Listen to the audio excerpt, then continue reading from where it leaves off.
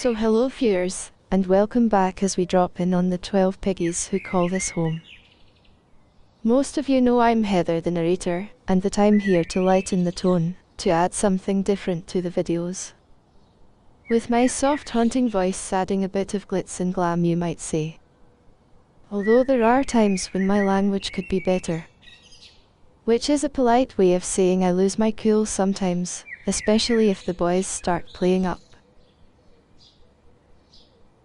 A while back it would usually be the white menace responsible for that, although these days it's just as likely to be his young brother Dudley.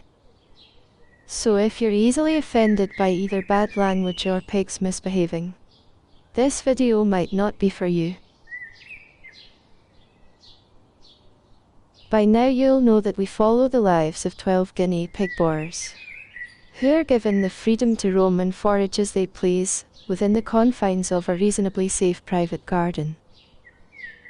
They are free to forage from early morning until dusk, but are fed 3 small meals as well.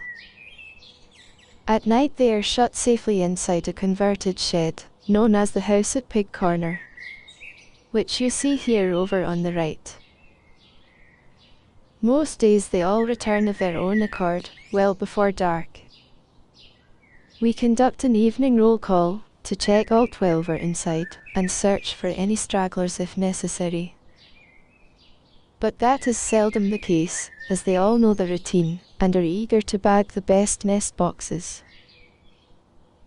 So this is the boys coming out to eat after their lunchtime nap, and getting stuck into a mixture of freshly gathered grass and dandelions, plus some green shoots from the hedge. They are usually given this every day, but if there's nothing available they'll go foraging for themselves. I've just noticed there's some apple blossom on the grass towards the left, so the tree's beginning to shed its blossom. That's the first of the changes we'll see over the coming months. Watching them all come out and feed together like this reminds me of what I was reading about piggy herd/group behaviour the other day. Apparently it's a carry-over from the wild, where they would all move together as a herd to their shared feeding ground, along little paths, twice daily. We've certainly noticed it here, that when a human appears with food, they will often all file out one after the other. Even though they've been separate in little groups of 2s and 3s perhaps, they will all follow the instinct to come and feed together.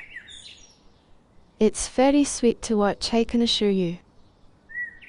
And this ability of being able to function within a small closely knit group, but also in a larger herd, makes guinea pig social life quite complex and fascinating, when you take the time to study it.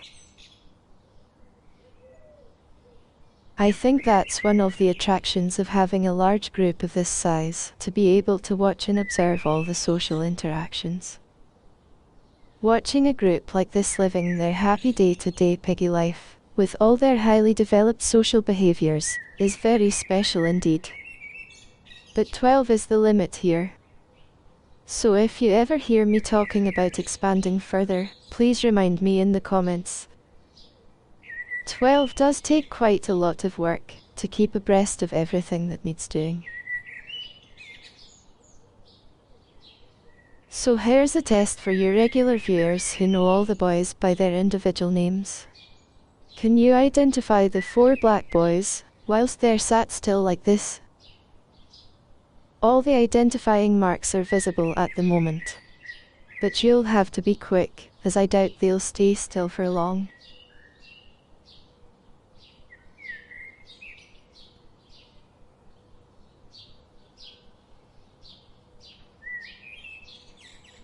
There I might have known it would be Stanley who would upset things.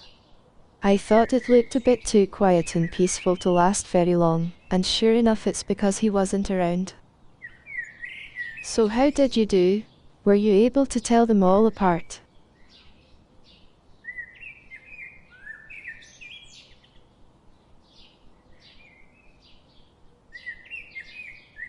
Dexter's had enough, so he's off to the playground, where it's nice and cool. stopping en route for a quick scratch.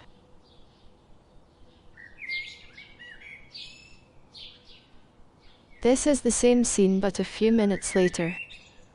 And they're all starting to get a bit tetchy by the looks of it.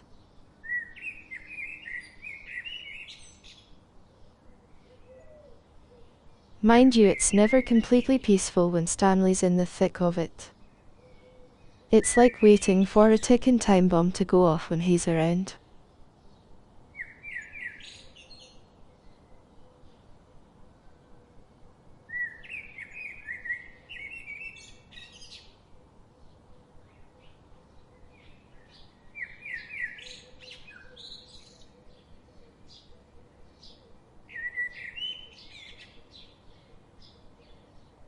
That was Cedric just snapping at his brother Percy, letting him know he was too close, which he doesn't like.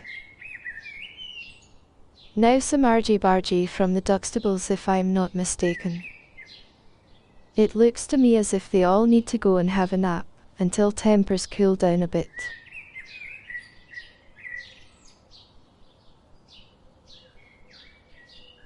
So this is later in the day, and we've set their food stand up in the shrubbery area for a change.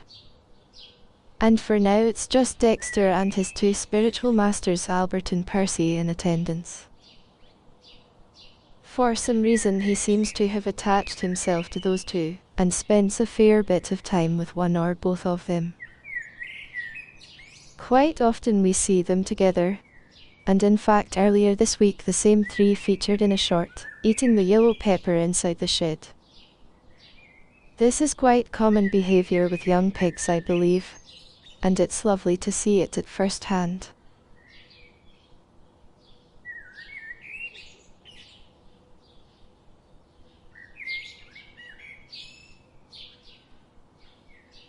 Anyway, it's already time for me to go, so I'm going to have to say goodbye again, viewers.